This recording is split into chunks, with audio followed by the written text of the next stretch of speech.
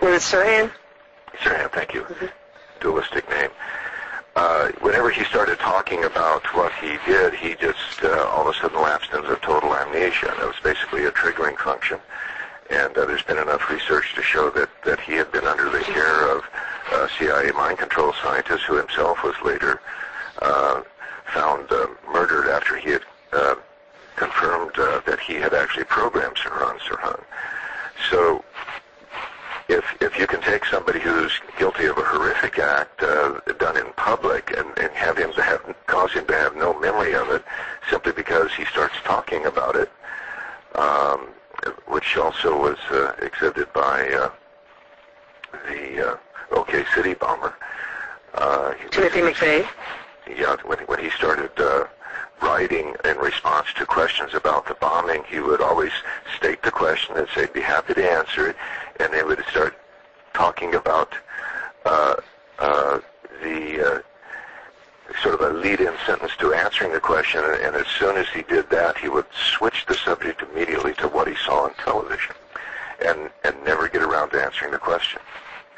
And so that's a subliminal trigger, causes the mind to completely switch gears and have no understanding that even took place and to have no memory of what's needed to be talked about. So I think there's a whole army of those people out there. I've actually talked with victims of RSA who say that in their experience, they had lots of reason to believe that there were whole factories of RSA children. You do get them when they're very young, or it doesn't really cause the split personalities. And so there are whole families that are intended to do nothing but produce babies, which were then introduced into the system and programmed for whatever purpose it's intended. So I believe that a large percentage of stalkers in the organized stalking routine are probably of some similar capabilities, whether by that mechanism or some other. They are able to execute their orders without really understanding. And another example of how that can be so, that is simply based on a simple technology, is cell phones.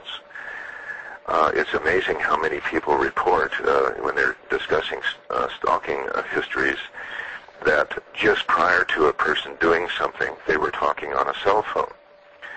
And I think that with the advent of a couple of interesting phenomena around cell phones called mob flashing and flash mobbing, these are both verbal descriptives. The cell phone can be used as a tool to recruit innocent people into participation. For example, you flash somebody's picture and say, if you see this person, we're playing this joke on her, it's her birthday. If you just go up and say this to her, it'll drive her crazy when we finally have the surprise party. And so you get somebody that will receive this message. There's a way on a lot of cell phone networks where you can broadcast a message to everyone that's in that cell phone's range, that zone. So that everybody within the range of that particular tower is going to get this picture, and a little message inviting them to say this particular thing or do this particular gesture to this person if they should see them. And so now the victim thinks like there's thousands and thousands of people attacking them, when really there may be only one or two at that particular point in time who are causing all of that trouble. It's very interesting because there's so many different weapons, and the directed energy weapons, I really want you to expand on what you're saying about all this, because it's just amazing. But I'm going to ask you to go into the directed energy weapons that are used in addition to the cell phone, because the cell phone is a big part of it. Can you give us some information? Do you think that a police state will come in using these directed energy weapons on the street? I was talking to someone last week, and he said that he thought the stricter gun control was a way to get guns away from citizens so that this police state can move in with higher technology.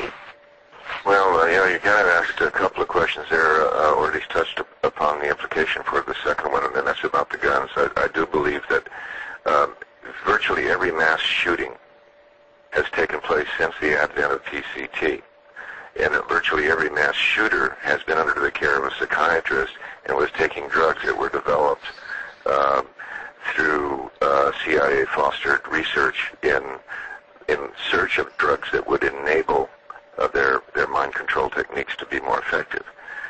And so I'm very suspicious that mass shootings even take place in the way that they do. I have a feeling that is really nothing more than to provide fodder to the gun control legislation movement.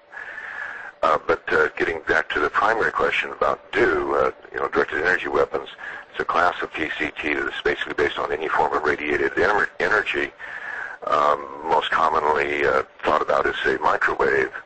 And then we probably should mention here that all of this falls under the so-called category, misnomer really, of non-lethal weapons.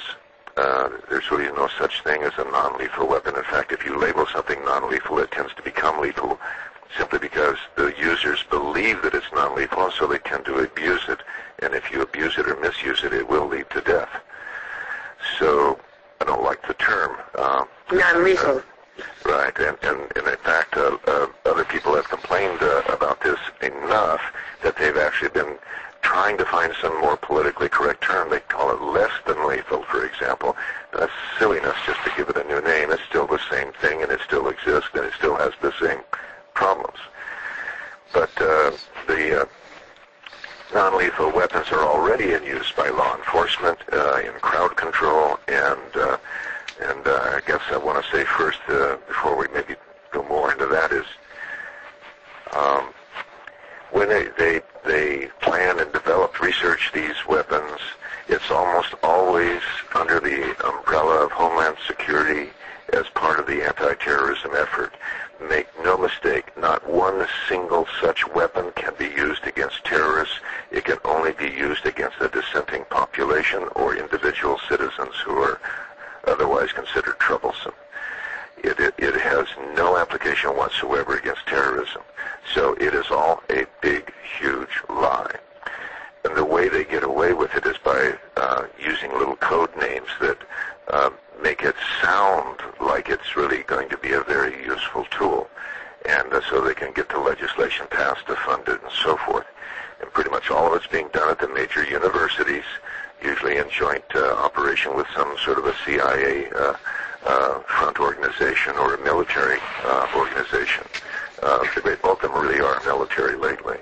And the military actually is the first to field the weapons in any true practical application. They were used actually in the Gulf War, most recent war.